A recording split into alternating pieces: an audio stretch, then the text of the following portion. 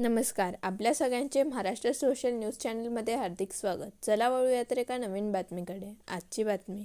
धुळे महापालिका निवडणुकीत भाजप सर्व प्रभागात एकजुटीने लढणार असून 55+ हा एकमेव नारा असल्याचे आमदार अनुप अग्रवाल यांनी सांगितले. इच्छुक उमेदवारांच्या बैठकीत त्यांनी विकास कामांचा वारसा जनतेपर्यंत पोहोचवण्याचे आवाहन केले. आपला उमेदवार व्यक्ती नसून पक्षाचे चिन्ह कमळ असल्याचे स्पष्ट करत भाजपचा विजय निश्चित असल्याचा विश्वास त्यांनी व्यक्त केला. उद्या संध्याकाळपासून किंवा उद्या सकाळपासून प्रत्येक प्रभागात जे जे इच्छुक आहे त्या सर्वांनी एकत्र येऊन प्रत्येक प्रभागाचा प्रचार प्रमुख दिलेला आहे. निवडणुकी संदर्भातला प्रमुख प्रत्येक प्रभागात दिलेला आहे.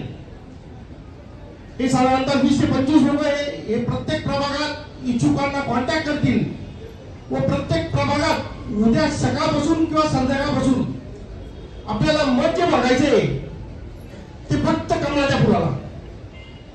कमळाचं फुल हेच आपली उमेदवारी राहणार आहे.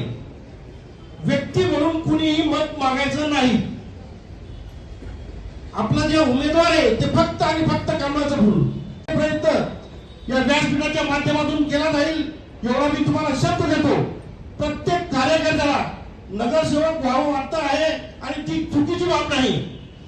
तुम्हाला एक सांगतो, तुम्ही तिकीट भेटलं नगरसेवक व्हाल त्याचं ऐकलंच जाईल. परंतु ज्या कार्यकर्त्यांनी इच्छा व्यक्त केलेली आहे नगरसेवकांची, त्यांची जी जी काही कामं असतील, सार्वजनिक कामं, वैयक्तिक सार्वजनिक कामं जी आपल्या प्रभागाची, त्या प्रभागांवर त्या प्रभागातल्या कामांची ज्यांना तिकीट मिळालं नाही त्या कार्यकर्त्यांनी जर कधी आम्हाला यादी तयार करून दिली तुमच्या कामाची, तर त्या कार्यकर्त्याला सर्वात अगोदर नगरसेवकाच्या अगोदर त्या कामाला प्राधान्य नक्कीच दिलं जाईल हा मी तुम्हाला शब्द देतो. रचना काही बदललेल्या आहेत, नवीन रचना झालेल्या आहेत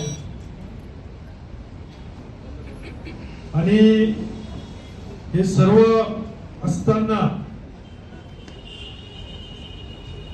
आज आपल्याकडे गर्दी भरपूर आहे. परंतु एक लक्षात ठेवा का ज्याला तिकीट नाही मिळालं याचा अर्थ असा नाही का तो कमजोर आहे. कमळाचं फुल असणार, परंतु नाईलाज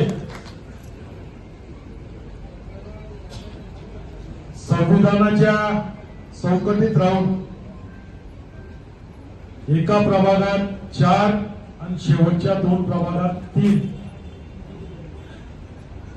असे उमेदवार त्या ठिकाणी आपल्याला द्यायचे.